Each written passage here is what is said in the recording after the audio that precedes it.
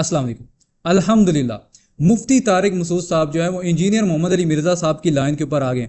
उन्होंने अपनी वीडियो के अंदर चिश्ती रसूलुल्लाह वाला गुस्ताखाना वाक़या बयान किया।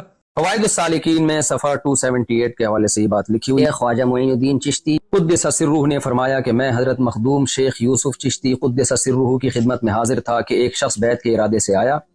ख्वाजा के कदमों में अपना सर रखा और अर्ज़ किया कि बैत के लिए हाजिर हुआ हूँ। ख्वाजा पर कैफियत तारी थी।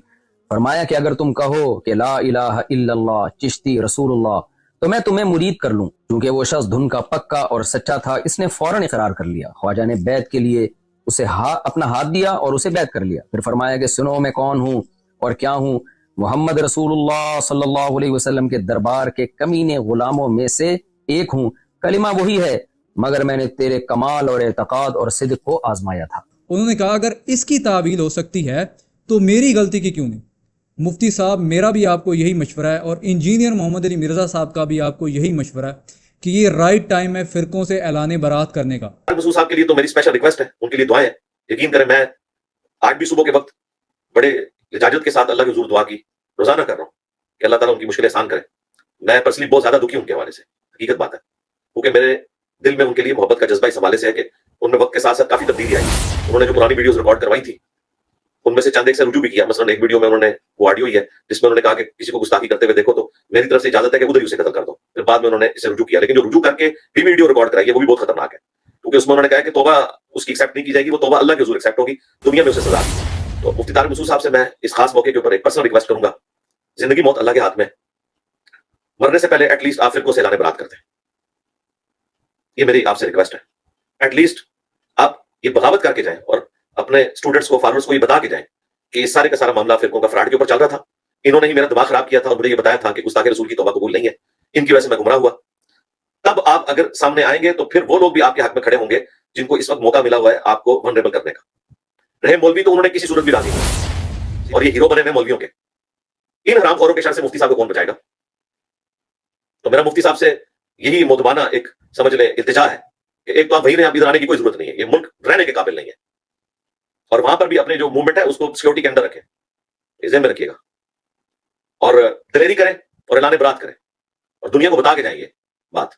बाकी जिंदगी बहुत अल्लाह के हाथ में, अल्लाह ताला आपको सेहत दे, अपने बच्चों पर, अपनी बीवियों के ऊपर आपका साया कायम रखे। होना वही है जो मंजूर खुदा है, लेकिन एटलीस्ट अल्लाह के हुजूर तक जुर्म से बच जाए ना, ये सच्चाई बता के जाए कि ये जो गुस्ताखे रसूल की सजा इन्होंने ये वाली रखी है कि तौबा कबूल नहीं है, और तौबा का मामला अल्लाह के साथ है, दुनिया में सजा एस्टैब्लिश होगी, ये बिल्कुल जाली बात है, कोई ऐसी बात नहीं है। तौबा मौत के गर्रे से पहले पहले कबूल है।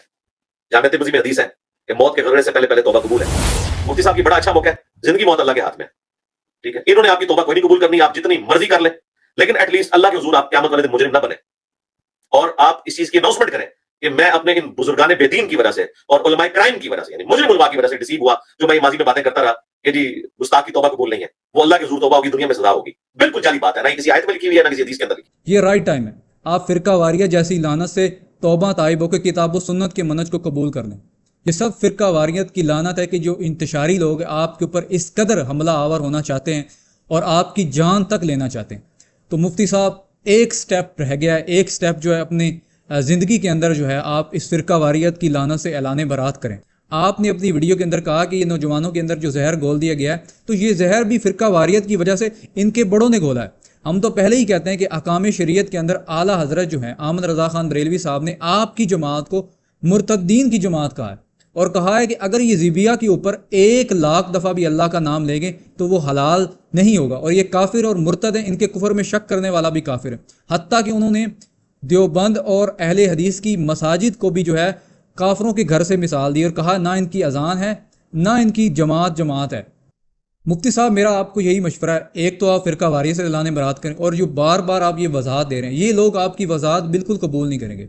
जो इनके बड़ों से ब्लंडर हुआ वो ब्लंडर है, लेकिन आज के बंदा जो है उसकी बात काबिल कबूल नहीं होगी। ये इसलिए करते हैं ताकि अपने बड़ों की बातों को छुपा लें, लेकिन ऐसा बिल्कुल हरगिज़ नहीं होगा।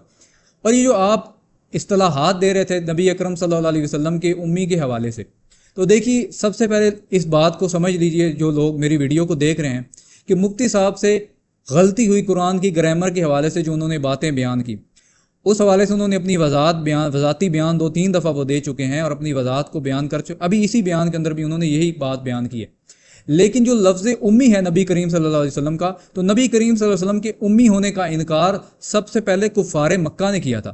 کفار مکہ نبی اکرم صلی اللہ علیہ وسلم کے پر الزام لگاتے تھے کہ معاذ اللہ نبی کریم صلی اللہ علیہ وسلم کو کوئی اجمی آ کے یہ سب باتیں سکھاتا ہے۔ وہ نبی کریم صلی اللہ علیہ وسلم کو کہتے تھے کہ یہ کسی سے سیکھتا ہے، جبکہ نبی کریم صلی اللہ علیہ وسلم کا تو کوئی استاد نہیں تھا۔ نبی اکرم صلی اللہ علیہ وسلم کا استاد تو اللہ تعالیٰ تھا۔ اللہ تعالیٰ نے پہلی وحی بھی تو اسی سے شروع کی، اقرأ بسم ربک الذی خلق خلق الانسان من علق۔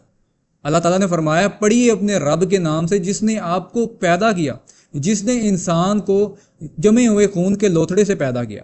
تو اللہ تعالیٰ نے نبی اکرم صلی اللہ علیہ وسلم کو پڑھنا لکھنا سکھایا۔ جو بات میں نے یہ کی ہے کہ امی نبی کریم صلی اللہ علیہ وسلم کو کفار امی ہونے کا انکار کرتے تھے، تو یہ بات میں اپنی طرف سے نہیں کہہ رہا۔ اللہ تعالیٰ سورہ نحل کی آیت نمبر 103 میں فرماتا ہے، جو مشرکین مکہ کے حوالے سے، وَلَقَدْ نَعْلَمُ أَنَّهُمْ يَقُولُونَ إِنَّمَا يُعَلِّمُ بَشَرٌ لِسَانُ الَّذِي يُلْحِدُونَ إِلَيْهِ أَجْمِي۔ اللہ تعالیٰ فرماتا ہے کہ ہمیں باخوبی علم ہے کہ یہ کافر کہتے ہیں کہ نبی اکرم صلی اللہ علیہ وسلم کو معاذ اللہ جو ہے ایک شخص آ کے سکھاتا ہے، جبکہ اس کی زبان تو اجمی ہے، وہ تو اجمی بولتا ہے۔ نبی کریم صلی اللہ علیہ وسلم کے حوالے سے انہوں نے بہتان لگایا رسول اللہ صلی اللہ علیہ وسلم کی ذات کے اوپر کہ ایک شخص سے رسول اللہ صلی اللہ علیہ وسلم قرآن سیکھتے ہیں۔ تو پھر اللہ تعالیٰ نے اس کا جواب دیا، وَهَذَا لِسَانٌ عَرَبِيٌّ مُبِينٌ، یہ قرآن تو عربی زبان میں، اللہ تعالیٰ نے فرمایا کہ یہ قرآن تو عربی زبان میں ہم نے نازل کیا۔ اور نبی اکرم صلی اللہ علیہ وسلم کے بارے میں اللہ تعالیٰ نے قرآن حکیم میں فرمایا، اب میں جو آیات بیان کروں گا اس میں جو ترجمہ بیان کروں گا وہ ترجمہ احمد رضا خان بریلوی صاحب کا کنز الایمان والا ترجمہ بیان کروں گا۔ سورہ شورہ ہے، آیت نمبر 52 ہے۔ اس میں اللہ تعالیٰ فرماتے ہیں، وَكَذَلِكَ أَوْحَيْنَا إِلَيْكَ رُوحًا مِّنْ أَمْرِنَا مَا كُنْتَ تَدْرِي مَا الْكِتَابُ وَلَا الْإِيمَانُ۔ اب اس کا ترجمہ میں اعلیٰ حضرت نے جو ترجمہ کیا ہے احمد رضا خان بریلوی صاحب نے، میں وہ ترجمہ بیان کرنا چاہتا ہوں۔ اور یوں ہی ہم نے تمہیں وحی بھیجی ایک جاں فضا چیز اپنے حکم سے، اس سے پہلے نہ تم کتاب جانتے تھے نہ احکام شرع۔ تو اعلیٰ حضرت اس آیت کا ترجمہ کرتے ہیں کہ نبی اکرم صلی اللہ علیہ وسلم وحی کے آنے سے پہلے اللہ تعالیٰ فرما رہا ہے کہ نہ آپ کتاب جانتے تھے کہ کتاب کیا چیز ہے، اور نہ جانتے تھے کہ احکام شرع کیا چیز ہے۔ تو اللہ تعالیٰ نے نبی اکرم صلی اللہ علیہ وسلم کو علم عطا کیا، اللہ تعالیٰ نے نبی اکرم صلی اللہ علیہ وسلم کو کتاب کا علم عطا کیا۔ اللہ تعالیٰ نبی اکرم صلی اللہ علیہ وسلم کا استاد ہے۔ تو نبی اکرم صلی اللہ علیہ وسلم کا یہ معجزہ تھا کہ نبی اکرم صلی اللہ علیہ وسلم نے اللہ تعالیٰ سے سیکھا اور لوگوں کو بیان کیا، کسی شخص سے نہیں سیکھا۔ تو یہ احمد رضا خان بریلوی صاحب جو ہے یہ امی کی تعریف ہے کہ نبی اکرم صلی اللہ علیہ وسلم پڑھنا لکھنا نہیں جانتے تھے، بلکہ نبی اکرم صلی اللہ علیہ وسلم نے کسی انسان سے نہیں سیکھا تھا، جبکہ نبی کریم صلی اللہ علیہ وسلم کا استاد اللہ تعالیٰ تھا۔ تو اس بات میں کوئی گستاخی نہیں قرآن حکیم کی ہے۔ اسی طرح میں اور آیا سورہ اعراف کی 157 اور 158 آیت آپ کو پڑھ کے سنانے والا ہوں۔